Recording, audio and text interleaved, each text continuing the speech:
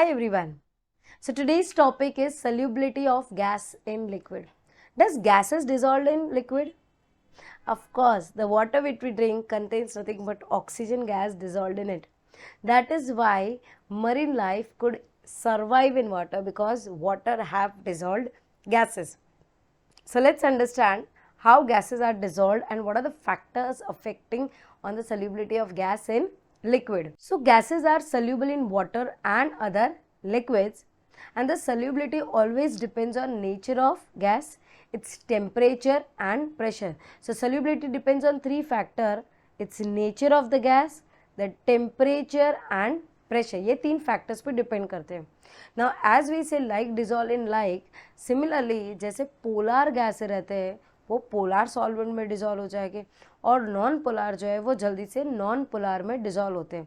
Example HCl जो है वो एक पोलार गैस है. HCl that is H plus and Cl minus.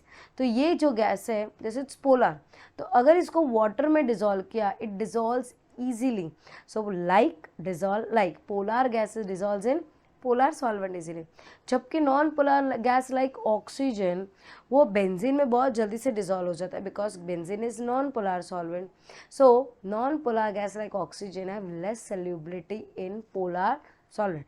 वैसे नहीं बोल रहे कि ऑक्सीजन डिजॉल्व ही नहीं होगा पानी में, it is definitely present, but the comparatively the solubility is less in polar as compared to non-polar solvents.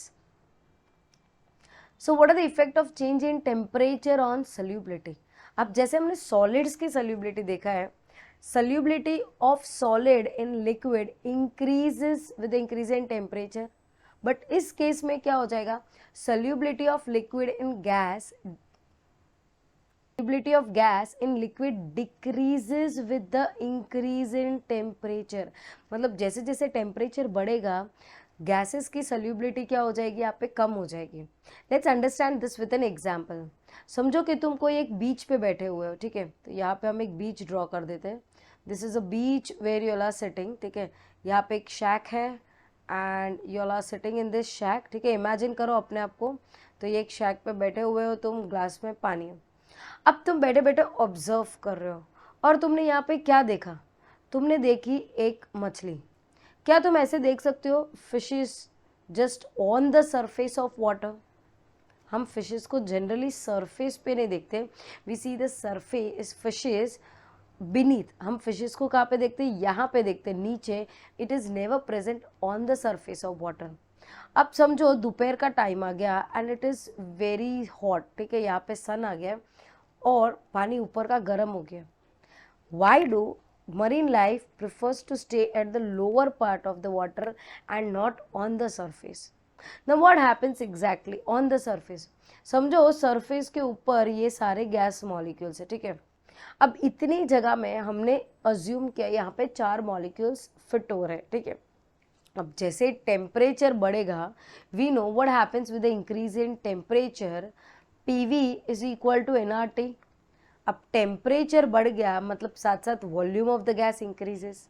अब वॉल्यूम बढ़ गया मतलब इतनी जगह में अभी कितने गैस मॉलिक्यूल रह पाएंगे, शायद से 2 गैस मॉलिक्यूल्स ही अकोमोडेट कर पाएंगे because volume of the guys have now increase. तो अब 4 की जगह पे सरफेस पे मेरे पास कितने गैस मॉलिक्यूल्स हैं, सिर्फ 2 हो गए. मतलब गैस मॉलिक्यूल्स इवेपोरेट हो गए बाकी वाले. So based on that as the temperature increases volume of the gas goes on increasing, and because of that the number of gas molecules in the water goes on decreasing. इसीलिए we say with the increase in temperature volume of the gas increases and therefore number of gas molecules which are available goes on decreasing. What happened to the effect of change of pressure? Pressure increase हुआ तो solubility भी increase हो जाएगी. अब ये कैसे पता चल सकता है? Have you all drank some soft drink, है ना. अभी सॉफ्ट ड्रिंक की बॉटल हम जैसे ही खोलते हैं immediately the gases wages out. हम बोलते हैं गैस बाहर आ गया है, right, in a local terms. Gas बाहर आ गया मतलब क्या हो गया, बॉटल में गैस को एकदम प्रेशर करके बंद कर दिया था. गैस डाल दिया और प्रेशर से फटाक से ढक्कन बंद कर दिया.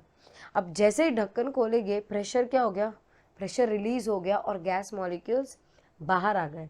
सो इन दैट केस वी से अगर हम जब नॉर्मल बॉटल देखते कोई भी सॉफ्ट ड्रिंक के, उसमें हमें गैस दिख के नहीं आता, but the moment you open it the gas molecules comes out and based on that we say pressure increases, solubility increase होती है। समझो अपना कबर्ड है, उसमें तुमने कपड़े टूस के डाल दिए हैं, अब जैसे ही तुम प्रेस करोगे और दरवाज़ा बंद कर देते हो, the moment you open it everything comes out, मतलब तुमने क्या किया, प्रेशर से उसको अंदर रख दिया था। So pressure of the gas increases, solubility of the gas also increases. So now this term की प्रेशर बढ़ा तो सॉल्युबिलिटी भी बढ़ गई, ये तो हमने भी समझ लिया, बट ये एक लॉ है and the law is given by Henry, that is why this law is called as Henry's law. So what does Henry's law state? It states that the solubility of gas in liquid at a constant temperature is directly proportional to the pressure of the gas above the solution। मतलब जैसे जैसे temperature बढ़ेगा और at a constant temperature and pressure, जैसे pressure gas पे बढ़ेगा उसकी solubility बढ़ती जाएगी।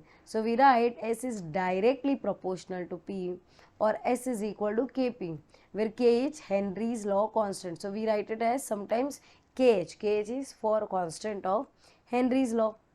So as compared to gases, salts are more soluble in water. अब इसका मतलब क्या हुआ? तुमने एक से फॉर एग्जांपल 2.5 लीटर की एक सॉफ्ट ड्रिंक की बॉटल ले ली, पेप्सी, थम्स अप, को कोई भी ले ली, ठीक है।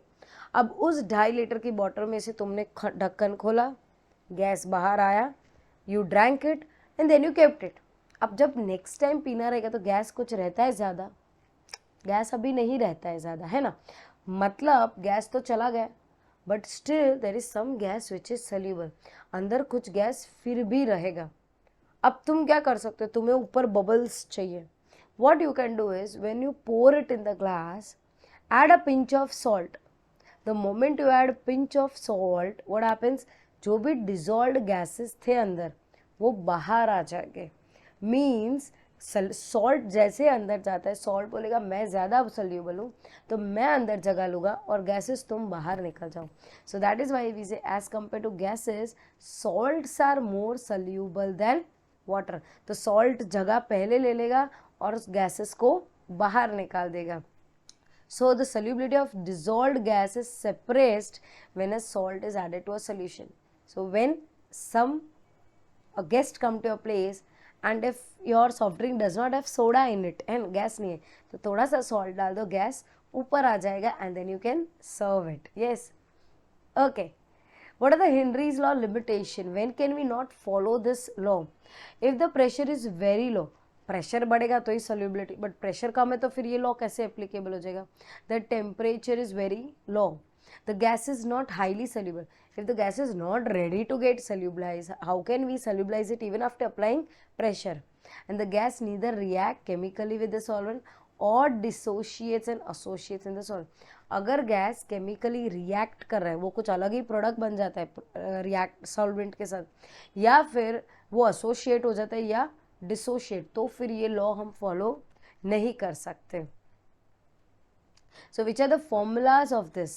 सो solubility can we say is directly proportional to pressure, और we can write reverse way, pressure is directly proportional to solubility. In that terms we have S is equal to KHP or we can have P is equal to KHS. अब दोनों case में फ़र्क क्या हो जाएगा? फ़र्क पड़ेगा unit में। इसके KH का यूनिट क्या हो जाएगा? S by P. S is moles per liter, right? And P is pressure. So this becomes your unit. But if I take it reverse, it will be P upon S, मतलब mole inverse litre and atmosphere. अब ये दो formula तो समझे, what about the other four formulas which are written in the table? तो ये जो formula हम आगे पढ़ेंगे एक राउल्स लॉ उसके रिलेटेड है। लॉ से राउल्स लॉ के हिसाब के जितने झसके ज़्यादा मोल्स उसके उतना ज़्यादा प्रेशर। मतलब अगर मेरे पास मिक्सचर ऑफ मोल्स है, मिक्सचर ऑफ गैसेस है और उस मिक्सचर में से एक के मोल ज़्यादा है, for example I have N1 and N2, अब N1 के 15 मोल्स है और N2 के सिर्फ 3 मोल है, तो जिसके ज़्यादा मोल्स हो जाएंगे उसका प्रेशर भी ज़्यादा होगा। सो मोल्स मतलब मोल फ्रैक्शन ही हो गया, because x1 is equal to n1 upon n1 plus n2 and x2 is equal to n2 upon n1 plus n2. मतलब अगर मोल ज़्यादा तो मोल फ्रैक्शन ज़्यादा. So from this term we say if mole fraction increases solubility increase. जिसके जितने ज़्यादा moles उसका उतना ज़्यादा pressure. So x is directly proportional to p or p is directly proportional to x. This is called as extension of Henry's law in terms of mole fraction. So I hope you understood the solubility of gas in liquid, where as the temperature increases, solubility decreases. As the pressure increases, solubility also increases. And then we studied 4 formulas for the same. So I hope you understood this concept of solubility of gas in liquid. If you've liked this video, please do like, share and subscribe, and thank you if already subscribed.